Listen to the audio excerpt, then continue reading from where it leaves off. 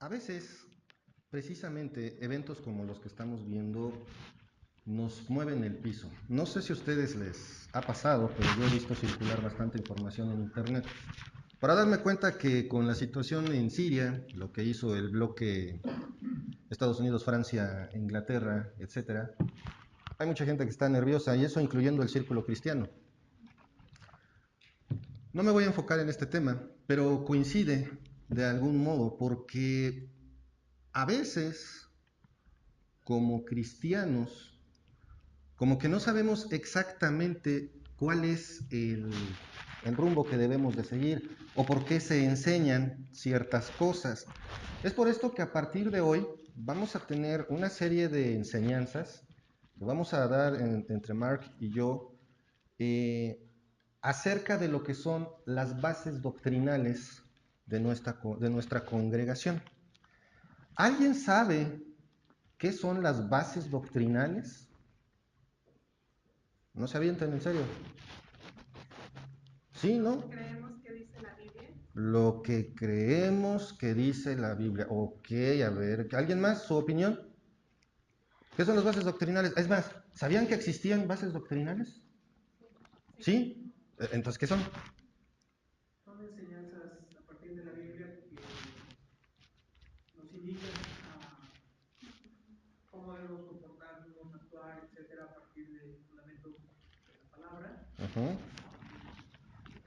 La dinámica de creencia, de contingencia, sobre la fidelidad, nuestra guía de actuar. Ok, muy bien, sí, está muy cercano. Las bases doctrinales, así hablando de manera rápida, son el soporte de las enseñanzas que rigen nuestra congregación. Es algo así como nuestra constitución. Ujú. Son las reglas que están ahí, que nos indican por qué creemos ciertas cosas, por qué las manejamos como las manejamos, por qué se maneja cierta manera de llevar el servicio o por qué leemos la Biblia como la leemos, por qué la enseñamos como la enseñamos, etcétera. Es un tema, sí, sí es extenso, pero ¿saben una cosa? Esta es una preciosa oportunidad de entender aún más cómo se comporta, cómo es nuestra congregación y por eso tener aún más bases para poder hablar de nuestra fe. Conocerlas es obligatorio. ¿Por qué? Porque no puedo pertenecer a un grupo sin saber cuáles son las reglas que lo rigen. Sí, es la Biblia, sí, definitivamente esa es la autoridad máxima y es precisamente del tema que vamos a hablar hoy. Como parte de la iglesia bíblica del buen pastor, ¿qué creemos acerca de las Sagradas Escrituras? Es el primer punto que vamos a aprender y de verdad no se lo pierdan esta serie, sí va a estar un poquito extensa, pero esta serie de enseñanzas van a ser muy, muy útiles para nuestro andar en Cristo.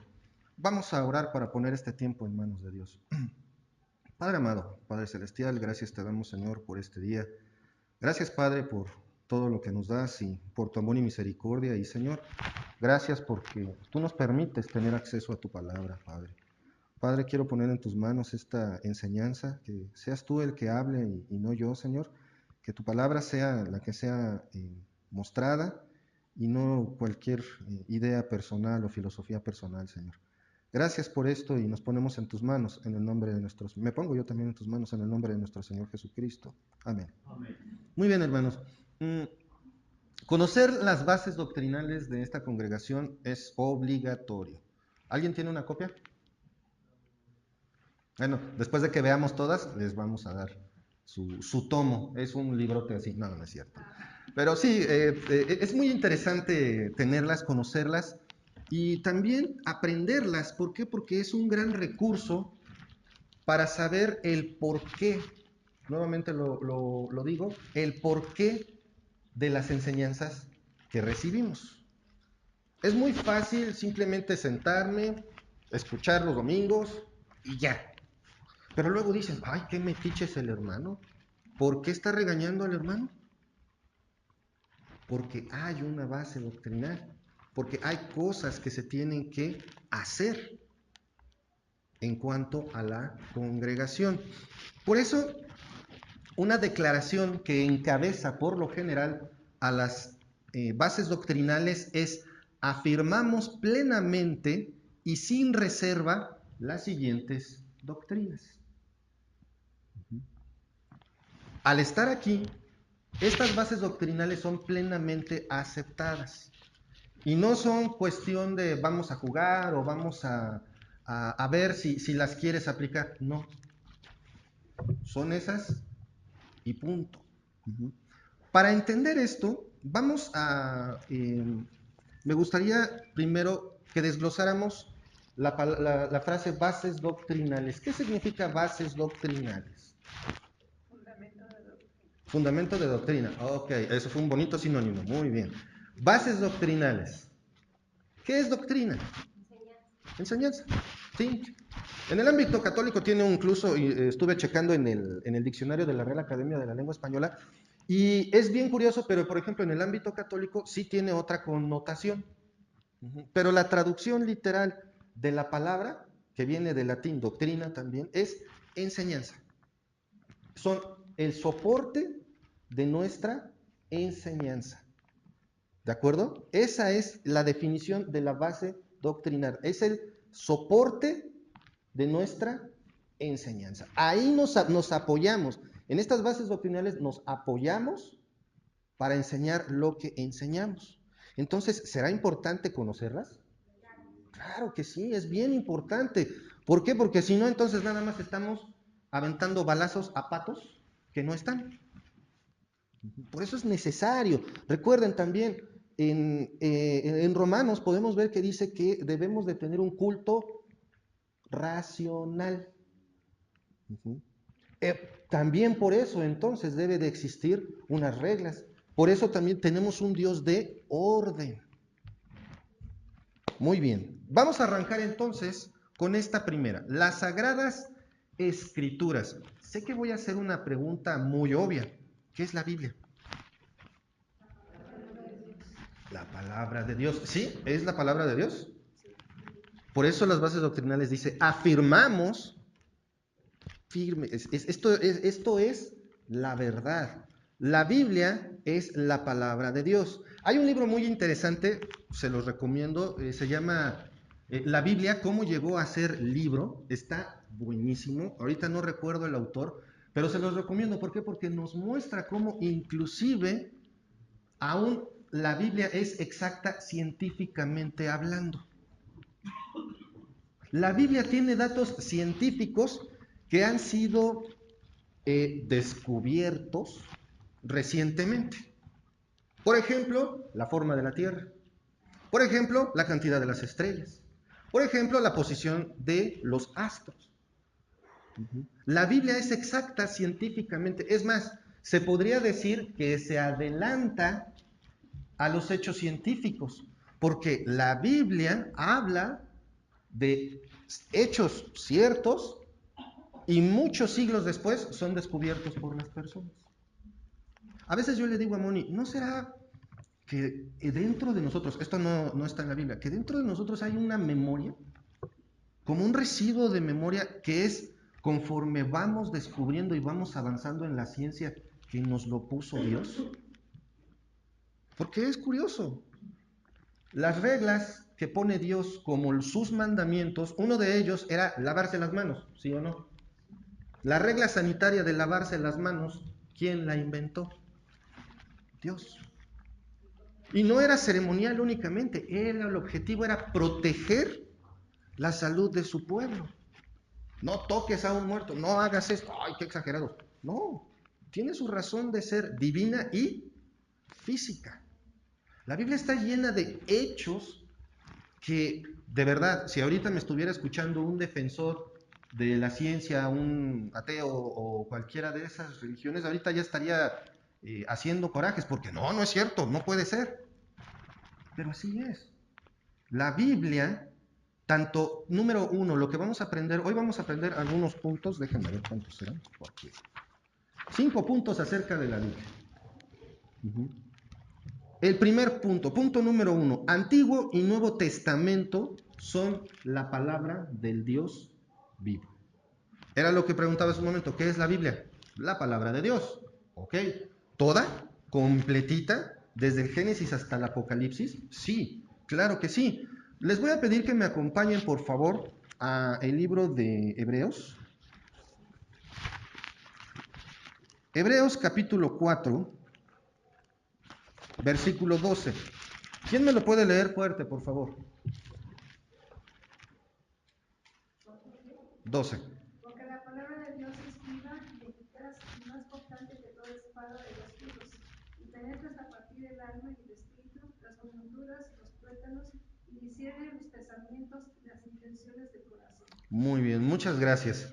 Hebreos 4:12 nos muestra una palabra que, perdonando la redundancia que voy a utilizar, utilizamos mucho. Palabra.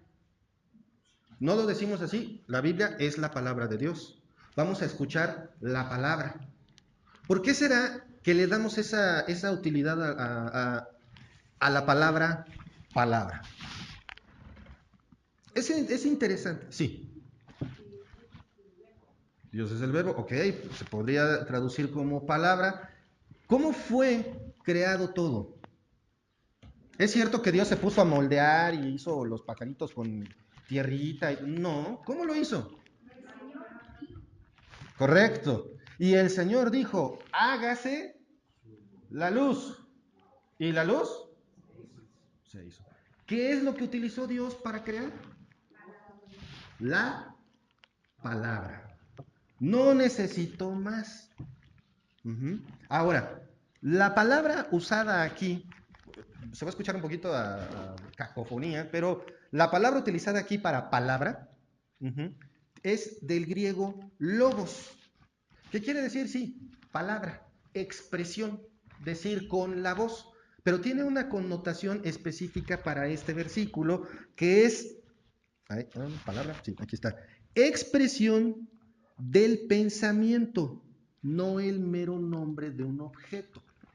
O sea, palabra, refiriéndose a la palabra de Dios, a lo que tenemos aquí escrito, es la expresión del pensamiento de Dios.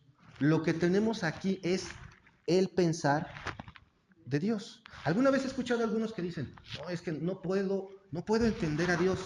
Bueno, entonces léela un poquito más. Léela un poquito más. Ahí está. ¿Qué tendrá Dios para mí? Aquí está. Quisiera conocer más a Dios. Aquí está. ¿Qué tendrá Dios para mi futuro, para mi vida? Los jóvenes luego, ¿cómo podré encontrar la pareja ideal? ¿Cómo puedo yo hallar un principio para regir mi vida? Si sientes que Dios no te habla, ¿qué crees? No la agarras. Punto. Porque ahí está la expresión del pensamiento de Dios. Aquellos que dicen, me ha pasado con lo del noviazgo, esa parte me encanta, porque dicen, no, es que en ninguna parte de la Biblia dice nada acerca del noviazgo. Ajá. Sí, sí está. ¿Cuál es el detalle? Que no lo encuentro, no lo leo. No puedo saber qué dice Dios acerca de un tema en específico si no me clavo en la lectura de su palabra. Porque ¿qué es la palabra de Dios? Es la expresión de su pensamiento. Por eso dice aquí, porque la palabra de Dios, fíjense, ahora agarra más sentido lo que sigue. O sea, la expresión del pensamiento de Dios es viva y eficaz y más cortante que toda espada de dos filos, y penetra hasta partir el alma y el espíritu, las coyunturas y los tuétanos, y discierne los pensamientos y las intenciones del corazón. Si agarramos simplemente la palabra, o sea, lo que dice Dios, dices, ok, sí, interesante, pero si le tomas la perspectiva donde dice que es la expresión del pensamiento de Dios, discierne tu corazón, oye, ya es otra cosa. Al final, bueno, dice qué tan penetrante es. ¿Saben lo que era en la antigüedad una espada de doble filo? Eran unos sendos espadones, enormes, obvio, con doble filo, ¿verdad? O sea, filo de un lado y filo del otro. Era terrible, era un arma grande, era un arma pesada, y cuando el portador la usaba, al momento de asestar el primer golpe, quedaba vulnerable. Cuando regresaba, ¿qué pasaba? Así como cortó de un lado, cortaba del otro. Y esa arma estaba más hecha para mutilar que para matar. No era necesario ser un espadachín diestro para decir, directo en el corazón, ya, se cayó, se murió. No, era tan grande y era tan efectiva para despedazar a los que se encontrara enfrente. Uh-huh. Era como las minas personales hoy. Están más, esas que esconden en el suelo, están más hechas para mutilar que para matar. Uh-huh. Fíjense qué tan dura puede ser entonces la palabra de Dios. Pero también dice, penetra hasta partir el alma y el espíritu. Cuando recibiste el Evangelio, cuando de verdad tu fe fue puesta en Jesucristo, ¿qué pasó contigo? Generalmente muchos se quiebran porque reconocen su pecado. No puede haber fe sin reconocimiento de pecado. No puedo decir, no, sí, ya creo en Cristo, pero no soy tan malo. Yo no mato, yo no robo, yo no soy tan malo, yo no cometo pecados. No, sí. El reconocimiento del pecado es básico para poder tener la fe. Solo Dios hace eso. ¿Quién te puede convencer de que eres, como dice la palabra de Dios, se puede deducir que el hombre es depravado por naturaleza? ¿Han escuchado la frase, no confío ni en mi propia sombra? Muchas veces, ¿verdad? Bueno, eso describe el grado de confianza que deberíamos de tenernos a nosotros mismos. No podemos confiar ni en nosotros, solamente podemos confiar en la guía divina. Uh-huh. Y finalmente dice, y discierne los pensamientos y las intenciones del corazón. Yo puedo estar aquí parado enfrente de ustedes y, vean, vengo de trajecito, bien galán, bien portado, y puedo decirles palabras rimbombantes, pero ¿qué puedo estar pensando aquí?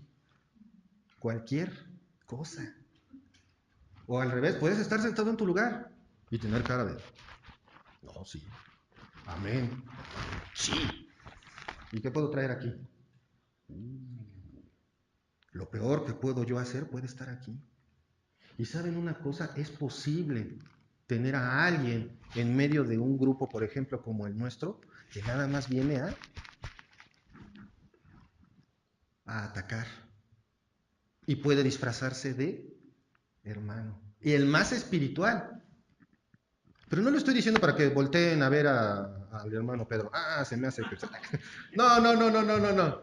No, no, no. O que voltemos a ver a Pris así como... sospechosismo.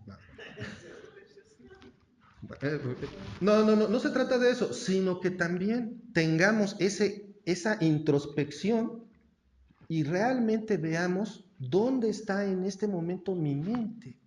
¿Estoy atento a la palabra de Dios? ¿Estoy atento a la expresión del pensamiento de Dios? Eso es lo importante para que en mí, recuerden, los demás, no importa, lo primero es que yo tenga una correcta relación con Dios. Porque saben una cosa, si no tienes una correcta relación con Dios, tu vida está patas arriba, no hay otra, no hay más. Por eso dice que la palabra de Dios, la expresión del pensamiento de Dios, discierne los pensamientos y las intenciones del corazón.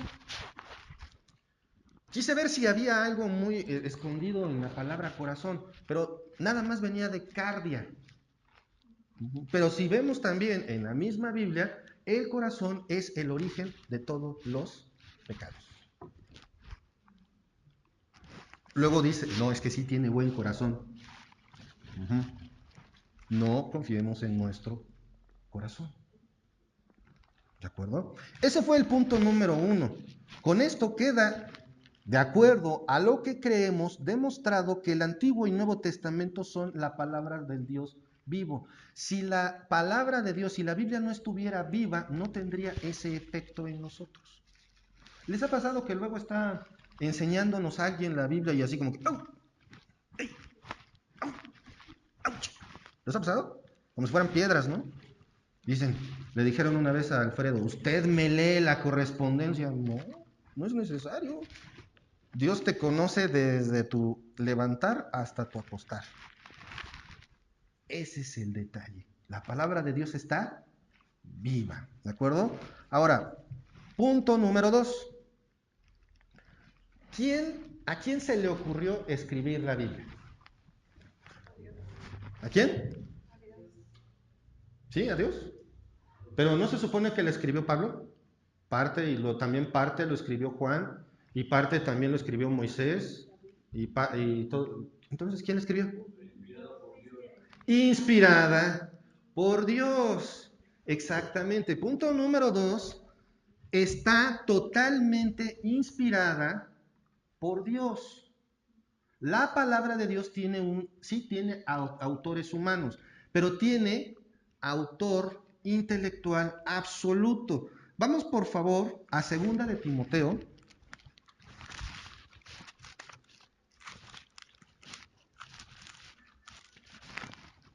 Teléfonos en silencio, por favor. 2 de Timoteo, capítulo 3, versículos 15 al 17. ¿Ya lo tienen? ¿Ahora sí ya lo tienen? Ok, muy bien. ¿Qué dice? Vamos a leerlo. Dice, y que desde la niñez has sabido las sagradas escrituras, las cuales te pueden hacer sabio para la salvación por la fe que es en Cristo Jesús. Toda la escritura es inspirada por Dios y útil para enseñar, para redarguir, para corregir, para instruir en justicia, a fin de que el hombre de Dios sea perfecto, enteramente preparado para toda buena obra. ¿De acuerdo? La Biblia está totalmente inspirada por Dios. Aquí la palabra clave es inspirada. Porque si les digo escrita, digo, hasta yo le puedo escribir a la Biblia, ¿no? Una anotación, encuentro un versículo y le quiero escribir lo que entendí. Cualquiera puede escribirla. Cualquiera puede ser un autor. Pero, por ejemplo, los poetas, ¿qué esperan? ¿Qué momento esperan para empezar a escribir?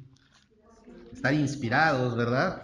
Está parado un pintor frente a un lienzo. ¿Y cómo está el lienzo? En blanco, no hay nada. ¿Y qué está esperando el pintor? Inspiración, ¿verdad? Que es un momento en el cual algo se le revela en su mente. En el aspecto de la palabra de Dios, la palabra inspirado viene del griego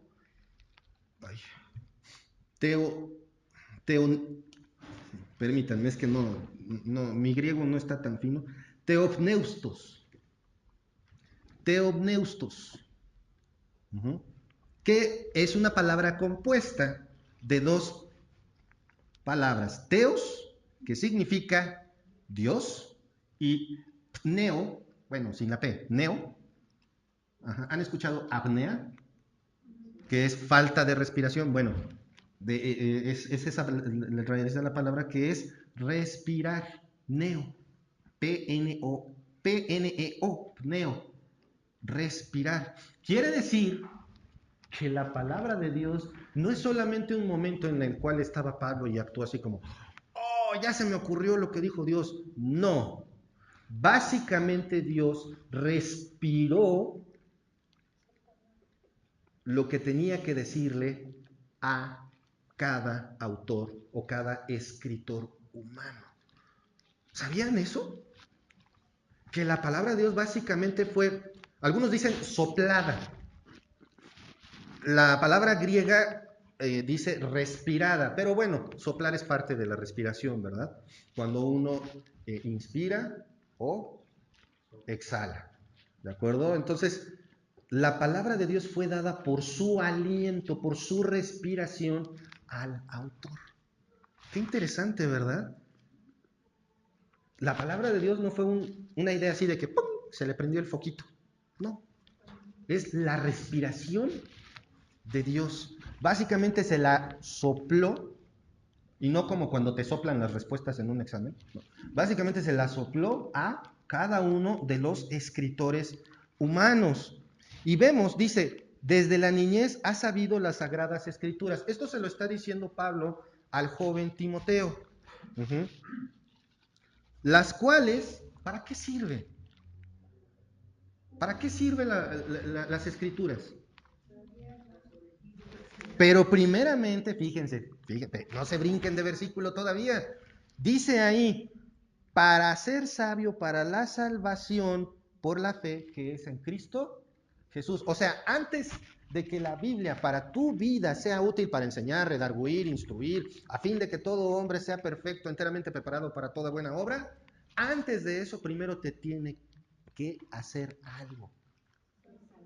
Y es mostrarte la salvación. A lo mejor por eso algunos oyentes cuando están sentados en un sermón como este se quedan con cara de no entendí. Por más que el monito cilindrero que está enfrente lo explicó, no entendí. ¿Qué puede hacerle falta? La salvación. Por eso en cada enseñanza viene el Evangelio. Y en cada parte de la Biblia lo vamos a encontrar. La salvación siempre ha sido por fe. Si no lo vemos ahí en Hebreos, los que mencionaba Alfredo hace un momento. Esos héroes de la fe, ¿cómo se les denominó? Héroes de la fe. Pero sí estaban en el Antiguo Testamento. Porque siempre ha sido por fe. Entonces, primeramente la Biblia hace eso con el humano. Primero le enseña para que sea sabio, para que conozca la fe. Y posteriormente viene todo esto. Podríamos agarrarnos una hora para cada una de las utilidades de la Biblia, pero lo vamos a mencionar nada más en este momento. Toda la escritura es ¿cómo? Inspirada, o sea, teuneutos, o sea, respirada por Dios. Viene de Él, viene de dentro de Él. El aliento, el respirar para nosotros, ¿qué es? Vida. Es vida. Intenten dejar de respirar. Digo, un par de minutos, y eso los que tienen excelente condición. Yo a los 20 segundos estoy... El respirar es algo muy, muy necesario para nuestras vidas. La palabra de Dios es entonces respirada para dársela a los humanos y luego útil para enseñar, para redarguir, para corregir, para instruir en justicia. Todas estas cosas que hace la Biblia con tu corazón, porque no es nada más con el de unos, es si eres hijo de Dios, la palabra de Dios va a hacer esas cosas en tu vida. Simplemente metes la pata o metes las dos y ya no te sientes cómodo. A veces, bueno, no a veces, yo lo reconozco, soy áspero con Moni. ¿Y saben cómo me siento? Todo incómodo. Llego a ser áspero con mi esposa y así como que algo me pica, es incómodo. Y me acuerdo mucho de las palabras de Clarita y de Alfredo que me decían, si eres áspero con tu esposa, tus oraciones van a rebotar en el techo. Y sí, es cierto. Ahí está, esa es la acción. Porque ¿quién está detrás de las escrituras? Dios. Él es el autor. ¿Sí?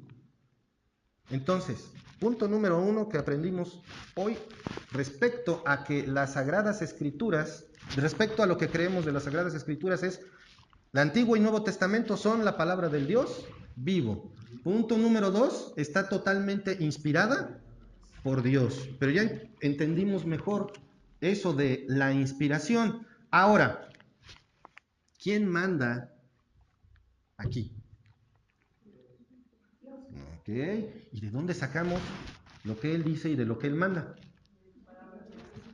De las Escrituras, de su palabra, ¿verdad? De la manifestación de su pensamiento.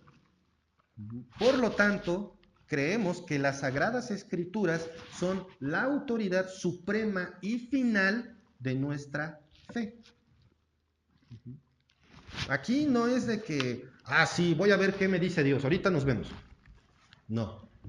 Cuando hay una situación en la congregación, ¿dónde está la respuesta? Está en su palabra, en la manifestación de su pensamiento. Por eso la Biblia es la autoridad suprema y final en cualquier asunto en esta congregación. ¿Y a poco sí viene todo? Que sí. Como dicen por ahí, a las pruebas me remito. Porque la Biblia es útil para enseñar, para redarguir, para corregir, para instruir en justicia, a fin de que el hombre de Dios sea enteramente preparado para toda buena obra. Esto de la autoridad suprema y final de nuestra fe lo vamos a ver en los evangelios, y es una afirmación muy interesante. Les pido por favor me acompañen a Mateo 5.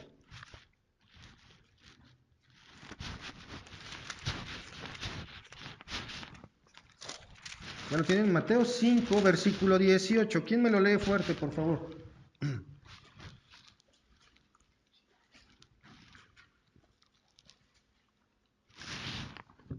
Ok, lo leo yo. Porque es cierto, digo que hasta que pasen el cielo y la tierra, ni una gota, ni un til pasará de la ley hasta que todo se haya cumplido. Gracias, hermano. Ni una jota ni una tilde pasará de la ley hasta que todo se haya cumplido. Esto quiere decir, fíjense, está hablando el Señor Jesucristo y hace la afirmación, porque de cierto os digo, que hasta que pasen el cielo y la tierra, o sea, la vigencia de la Biblia, su contenido válido, la utilidad que tiene, hasta dónde va a llegar, hasta cuándo va a durar, cuándo va a caducar la Biblia. Básicamente,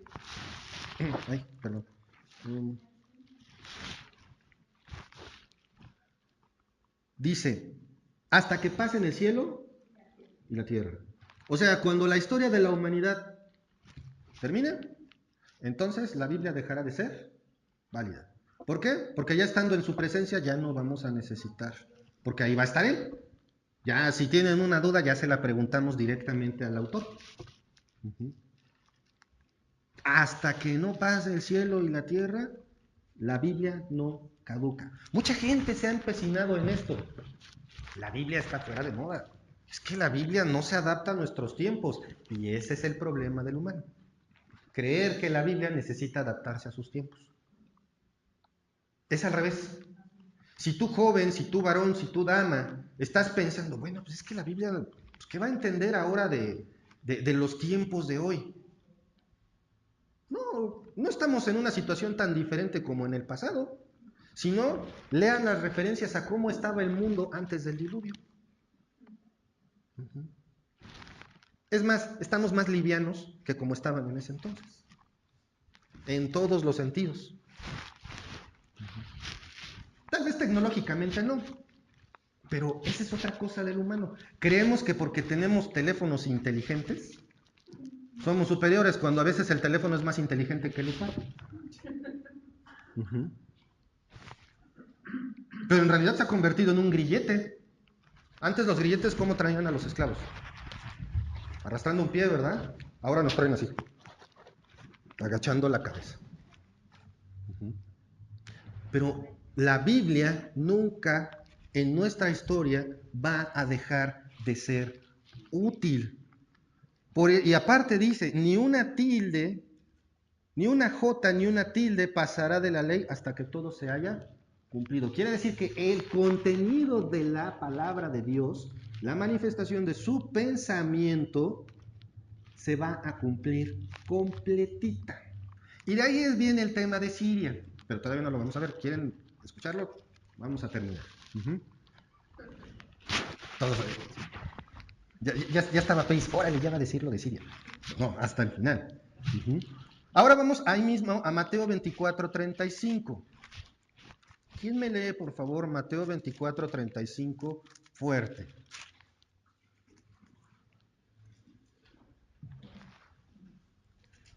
El cielo y la tierra pasarán, pero mis palabras no pasarán. Gracias. El cielo y la tierra pasarán, pero mis palabras no pasarán. Otra manera que podemos ver, ¿cuál va a ser la fecha de caducidad de la Biblia? Mientras el género humano siga, la historia humana siga aquí. Mientras tanto, la Biblia tiene completa vigencia a nuestros días. Por eso es que es nuestra autoridad suprema y final. Por eso es que no somos como en otras creencias que tienen 3, 4 libros sagrados. Y luego sacan otro. Y no, pues ¿saben qué? Ahora vamos a poner esto. O hay quienes usan Biblia. ¿Se acuerdan la semana pasada que les mencioné de una Biblia diferente? Que se esfuerza en demostrar que Jesucristo no es Dios. ¿Y qué termina haciendo? Diciéndolo. Inclusive el Corán. El Corán es el segundo libro sagrado más famoso del mundo. Pero ¿saben una cosa? El mismo Corán dice que su profeta era un hombre que escribió y leyó todo ese libro. Pero en uno de sus suras dice que no sabía ni leer ni escribir. Es curioso. Hay cosas dentro de los libros sagrados que siempre van a hacer que pongan la cara que pusieron, así de... ¿no? Pero hay una cosa muy importante con respecto a la Biblia. No tiene ese tipo de situaciones. Sí, muchos esfuerzos. No, es que aquí dice una cosa, aquí está mal, aquí está esto, aquello, lo otro. Pero ¿saben que hay miles de correspondencias de la Biblia que se apoyan un versículo con el otro? Hay miles de correspondencias. Una vez un autor hizo un mapa gráfico de las correspondencias. Terminó usando un cuadro tan grande que la letra, para poder ver las líneas de cómo se corresponde la Biblia, son tan chiquitas que casi no se pueden ver. Es un mapa conceptual enorme. Porque la Biblia no tiene una contradicción real. Ojo, estamos hablando de los escritos originales. ¿Sí? Porque, por ejemplo, en las que tenemos en las manos, a veces se han encontrado hasta faltas de ortografía. Porque ¿quién la está haciendo? ¿Quién está haciendo el libro? Una persona. Y las personas sí somos susceptibles a cometer errores. ¿De acuerdo? Ahora vamos a Marcos, capítulo 13, versículo 31. ¿Alguien que me lo pueda leer fuerte, por favor?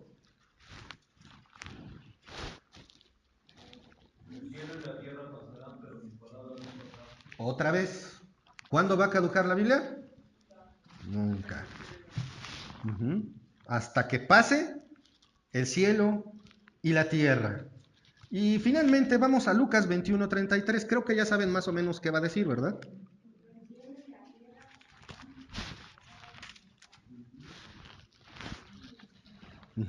El cielo y la tierra pasarán, pero mis palabras no pasarán. Y esto es algo que dijo Jesucristo. Por eso, hermanos, es que en esta congregación creemos de manera, afirmamos plenamente y sin reserva que las Sagradas Escrituras son la autoridad suprema y final de nuestra fe. No podemos recomendar leer un libro, sí, pero el libro ¿en qué tiene que estar basado? En la Biblia. Porque nuestra autoridad suprema y final son las Escrituras. Ahora, ¿cómo determinamos que alguien, o cómo determino yo, cómo puedo saber yo que tengo fe?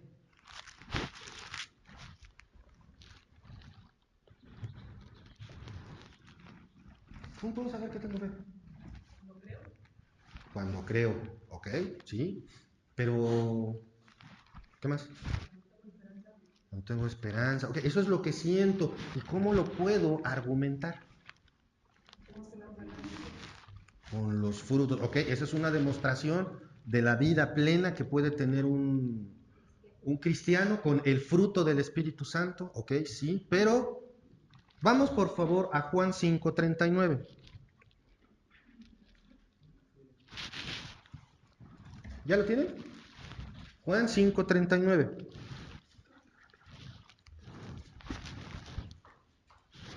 ¿Alguien que lo lea? Por favor. Escudriñad las escrituras, porque a vosotros os parece que en ellas tendréis la vida eterna, y ellas son las que dan testimonio de mí. Muy bien, muchas gracias. Escudriñad las escrituras. ¿Qué quiere decir? Sácale jugo más para allá. Una vez vi una ilustración muy curiosa donde estaba un librito así y un muchachito con su pala haciendo un hoyo, yéndose cada vez más adentro. Hermanos, de verdad, la Biblia no es un libro para leerse nada más. La Biblia no es un libro para agarrarlo y decir, como ahorita acabamos de leer, sí, escudriñad las escrituras porque a vosotros os parece que en ellas tenéis vida eterna y ellas son las que dan testimonio de mí. Ok, ya. No, no. La Biblia es un libro que se estudia de palabra por palabra. ¿De qué sirve memorizarse X cantidad de versículos o saber dónde están los libros de la Biblia si no la exprimo, si no le excavo aún más para buscarle más enseñanzas? ¿Alguna vez han pensado, esto ya lo leímos, ya para qué? Puedes leer el mismo versículo varias veces en diferentes circunstancias y Dios te va a mostrar algo nuevo. Escudriñar las escrituras. Esto quiere decir que la Biblia, punto número 4, lo que estamos viendo es la máxima autoridad en cuanto a la fe. ¿De dónde va a salir la enseñanza? ¿De dónde va a salir los argumentos para que te den el Evangelio o para que demos el Evangelio? ¿De dónde? De la Biblia. No hay otro lugar, porque no hay otro testimonio.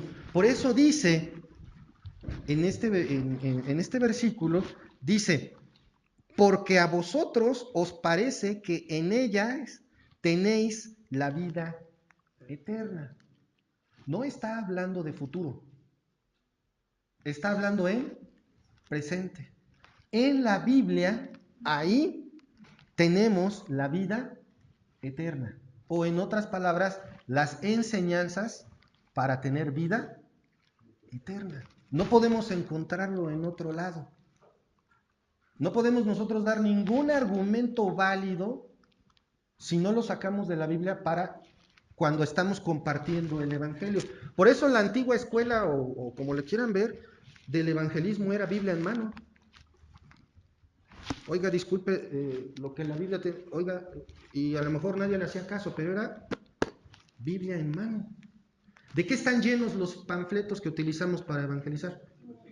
De versículos de la Biblia.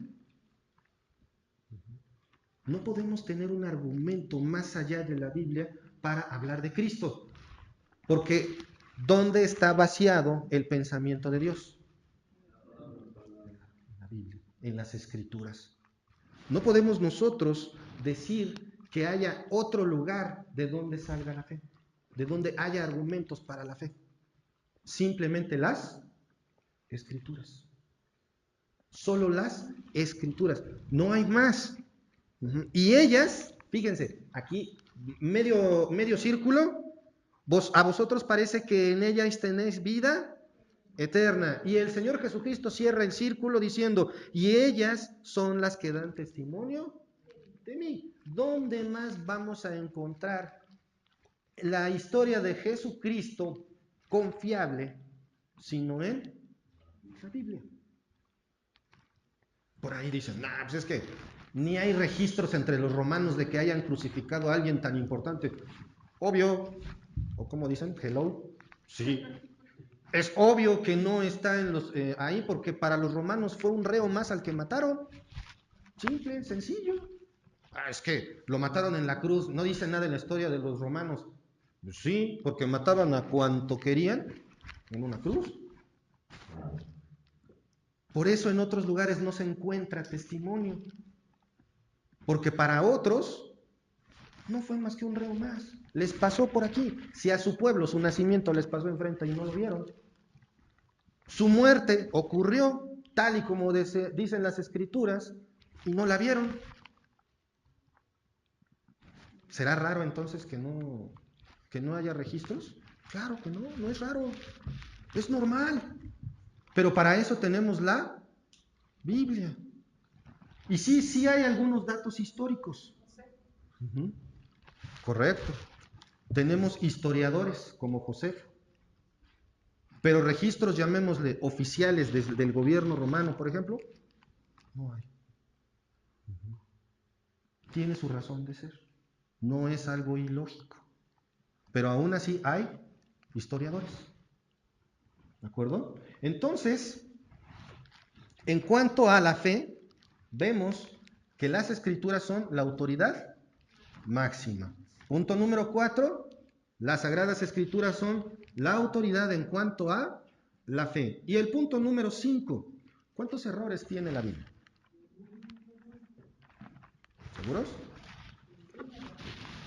Así es. La Biblia tiene una característica del cual no se puede jactar ningún otro libro. Hace muchos años, cuando era estudiante, que estaba yo en la preparatoria,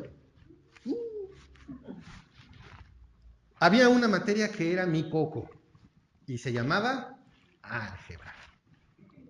Uh-huh. No, ya me confundí, no, corríjame. ¿Cuál es el libro de Baldor? ¿Qué es? Álgebra. Me confundo yo solo. Álgebra. Y en la escuela, ahí íbamos juntos en la escuela, Moni y yo, nos pidieron un libro famosísimo de álgebra que hoy ya casi no usan. El Baldor, que todos piensan que es el árabe que aparece en la portada, pero no es él. Uh-huh.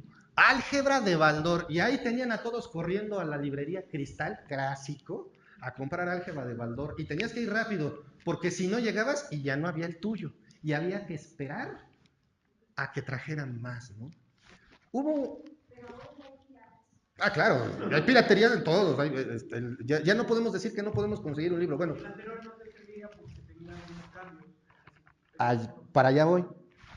Después descubrí que existía el libro Aritmética de Baldor. Y como tenía unos cavernícolas en la portada, dije, no, Baldor no es el árabe que aparece. Pero bueno, el punto es que, como podrán deducir, era yo un genio en el álgebra, ¿verdad? Obviamente reprobé, y no una vez. Todo. Me era muy difícil el álgebra porque me portaba muy bien yo en la escuela. Un tío tuvo la buena intención de ayudarme con la materia. Y nos echamos el libro completo. Lo resolvimos, todos los ejercicios del libro de álgebra de Baldor, los resolvimos. Pasé porque pasé la materia. Pero descubrimos un detalle en uno de los resultados del libro. ¿Qué creen? Estaba mal. La máxima autoridad en libro para preparatorianos en aquel entonces de álgebra tenía un error. Y de verdad fue eso de que nos llegamos al ejercicio y ves el error y dices, no puede ser, no puede estar mal el libro, ¿sí o no? Y lo resuelves una y otra y otra, y hasta dijo mi tío, no, ahí déjalo, vamos a seguirle. Y le seguimos. Meses. Y luego regresamos. Y otra vez. ¿Y sabes qué? Ahora llévaselo al maestro. Ahora llévaselo al tal fulano. Y todos, no, pues es que está mal. El libro tenía un error. No así las escrituras, no así la Biblia, porque en sus escritos originales, ojo, Hago esa aclaración. En sus escritos originales no hay un solo error. Vamos a segunda de Pedro.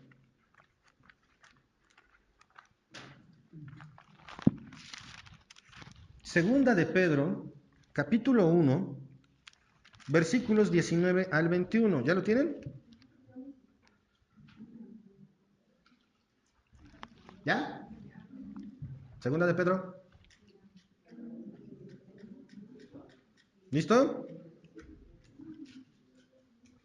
Tenemos también la palabra profética más segura. O sea, ¿dónde están anotados los testimonios de los profetas más acertados? En la palabra. Y ojo, ¿qué le pasaba a un profeta que le fallaba una profecía según la ley de Dios? Los mataba. O sea, ¿cualquiera podría decirse profeta? No. Si había alguien que decía ser profeta en el pueblo de Dios y le fallaba una, tenía que morir. Entonces dice, tenemos también la palabra profética más segura, la cual hacéis bien en estar atentos como a una antorcha que alumbra en lugar oscuro, hasta que el día esclarezca y el lucero de la mañana salga en vuestros corazones. Entendiendo primero esto, que ninguna profecía de la Escritura es de interpretación privada. Esta parte es importantísima, hermanos. Más de una vez me ha pasado que platicando con alguno, me dicen, bueno, es que pues yo pienso que la Biblia dice esto. Ok, ¿en qué te basas? Pues no sé, yo pienso. No podemos hacer eso. No puedes pensar, fíjense en esta lógica, si todos decimos que el reloj tiene un adorno, bueno, es verde con blanco, todos véanlo, ¿es verde con blanco?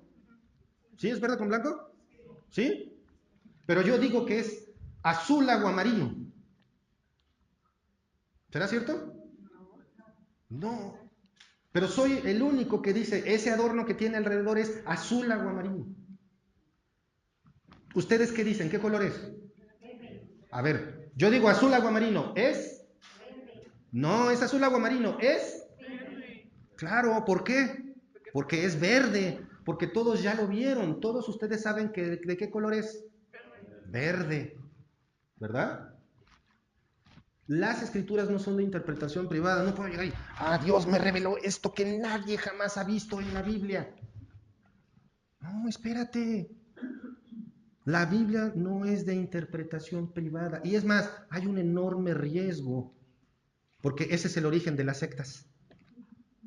De todas aquellas enseñanzas torcidas de la Biblia, ese es el origen. Que a alguien se le ocurrió una genial idea a la hora de estarlas leyendo. Y esa genial idea nada más la tiene él.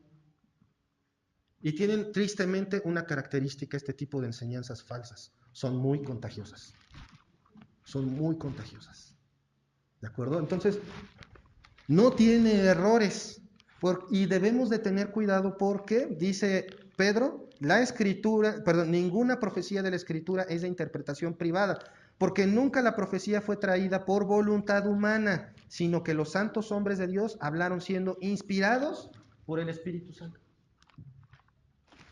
El versículo 21 tiene un montón de cosas, pero lo que quiero que hagamos, lo que quiero hacer énfasis es en dos puntos.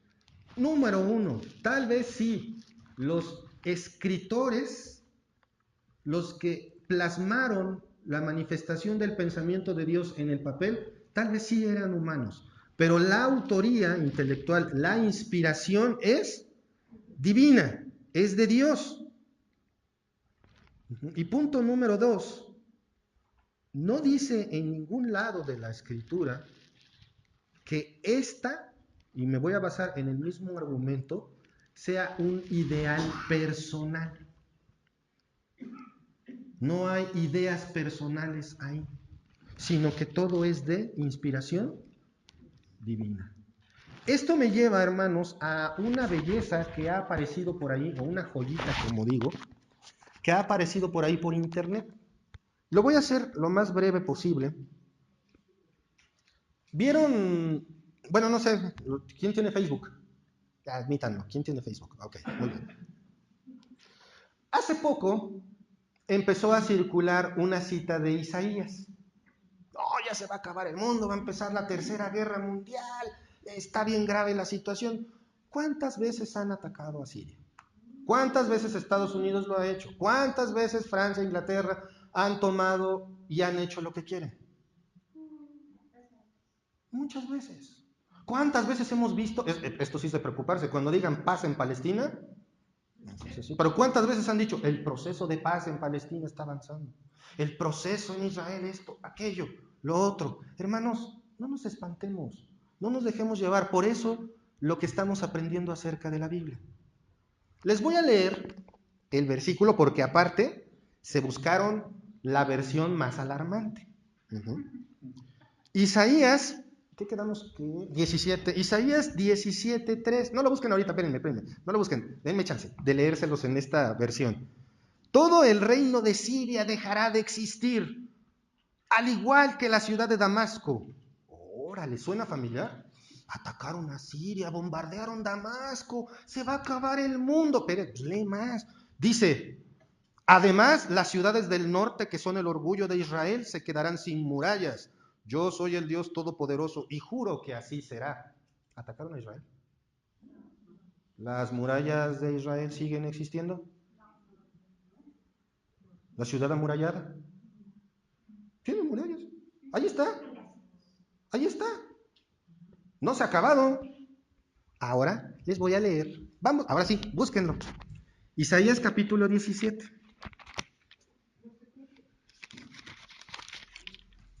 Isaías capítulo 17. Ahora, recuerden esto, hermanos, y esto no viene en la Biblia. Pero, ojo, un versículo sin contexto nada más es puro pretexto. Yo puedo tomar un versículo de la Biblia y usarlo para el mal.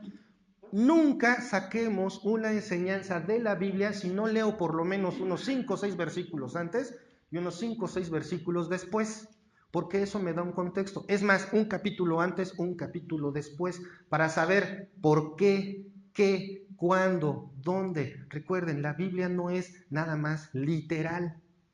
¿De acuerdo? Vamos a leer, ¿ya lo tienen todos? Isaías 17. Vamos a hablar del fin del mundo que está ocurriendo en este momento, según Facebook. Profecía sobre Damasco. Damasco. He aquí que Damasco dejará de ser ciudad. Va a dejar de ser ciudad Damasco. Entonces la bombardearon y segurito no quedó nadita de Damasco. Y será un montón de ruinas. ¿Ya ves? Te dije. Las ciudades de Aroer están desamparadas, en majadas se convertirán, dormirán allí y no habrá quien los espante, y cesará el socorro de Efraín y el reino de Damasco, y lo que quede de Siria será como la gloria de los hijos de Israel, dice Jehová de los ejércitos. He aquí un motivo por el cual también tenemos que tener cuidado con qué versión de la Biblia usamos y en qué contexto la usamos. ¿Dice básicamente lo mismo? Sí, pero hay una cosa bien importante, hermanos, y no me voy a picar con esto porque si no voy a tardarme mucho más, pero el caso de Damasco que se menciona aquí es como la carga de la ciudad de Moab, una ciudad antiguo testamentaria también.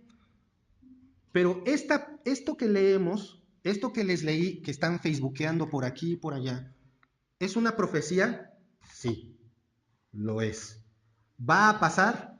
No. ¿Por qué? Porque ya pasó. Ya pasó. Esto que está circulando ya ocurrió. ¿Cuándo ocurrió? Muy probablemente en el cumplimiento cercano a la invasión de Sennacherib, la cual estaba aproximada, la cual Sennacherib estaba aproximándose en el contexto del tiempo de estas escrituras, de este pasaje. ¿El mundo se va a acabar? Sí, pero no prontamente. ¿Esto que hicieron en Damasco se parece a lo que leímos? Sí. ¿Y están atacando Siria? Sí. Pero hermanos, ni es la primera vez que ocurre. Es más, no es la primera vez que va a desaparecer Damasco si desaparece reciente, en poco tiempo. Ya pasó, tranquilos. ¿Y por qué lo digo de esa manera? Porque lo he visto circular en Facebook, en WhatsApp. No lo he visto en Twitter porque no sigo personas que publiquen memes o cosas por el estilo. Pero que quede bien claro, esa profecía de la cual está hablando este texto ya pasó, ya ocurrió. Es como esa profecía cuando el Señor Jesucristo se paró, vio la ciudad santa y lloró por ella porque sabía que no iba a quedar piedra sobre piedra. Cuando ocurra eso va a ser el fin del mundo. No, fue 70 años después. Llegó Tito y acabó con todo. Por eso es que debemos de darle mucha importancia al correcto uso de las Escrituras. No nos dejemos llevar por vientos de doctrinas livianas. ¿De acuerdo? Quise sacar esto a colación porque es bien famoso. Y es más, creo que todos conocemos el color de las uñas de la dama que le tomó la foto al versículo. Porque ahí viene un pulgar y un índice y se ven unas uñas de color blanco. Eso no tiene importancia, es solamente una referencia a que la foto está circulando por todos lados. Y está hasta subrayado. Pero solamente te muestran ese versículo. Lean más abajo. Búsquenlo en la Biblia. No nos dejemos llevar. Esa profecía ya se cumplió. Ya pasó.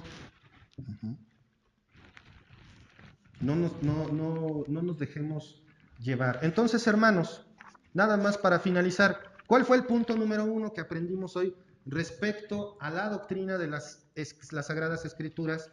Lo que creemos en esta congregación. Punto número 1.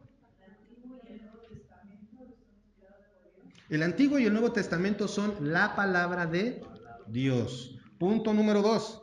Están totalmente inspiradas por Dios, no en Dios. Están inspiradas por Dios.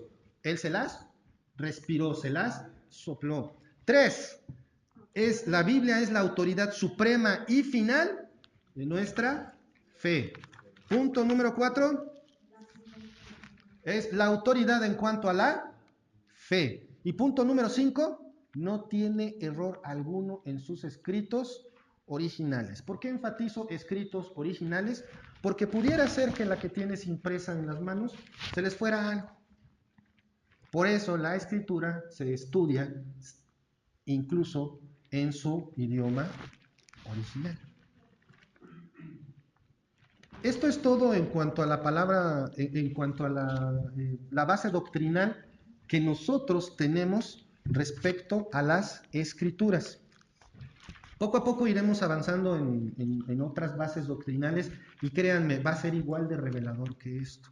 Tal vez muchas cosas ya las conocían, a lo mejor no les dije nada nuevo, pero siempre es bueno ver lo que Dios tiene para nosotros y por qué creemos lo que creemos. Les invito, hermanos, de verdad, agarren su Biblia, analícenla, estudien, desafíen lo que saben, a ver si es cierto. ¿Saben la razón por la cual cada uno de ustedes trae una Biblia hoy para sentarse a aprender? ¿Para qué? Para ver si lo que estoy diciendo es cierto. Porque si no trajera yo mi Biblia, no trajera mi copia, pues me creo todo, ¿no? Estaría como los políticos. Hablo y hablo, pues me creo. ¿De acuerdo? Entonces, hermanos, esta es la base doctrinal que aprendimos hoy. Que Dios nos guíe en seguir aprendiendo, en seguir conociendo. Vamos a orar. Padre amado, Padre celestial, gracias te damos, Señor, por este día. Gracias, Padre, por todo lo que nos das y por tu amor y misericordia. Y gracias, Señor, porque tú nos permites aprender más de ti. Gracias, Padre, porque tenemos tu palabra, podemos acceder a ella y sobre todas las cosas podemos utilizarla, Señor. Gracias porque tú la has puesto para que sepamos lo que tú piensas, para que te conozcamos, Señor. Gracias, Padre, por esto. Nos ponemos en tus manos, en el nombre de nuestro Señor Jesucristo. Amén.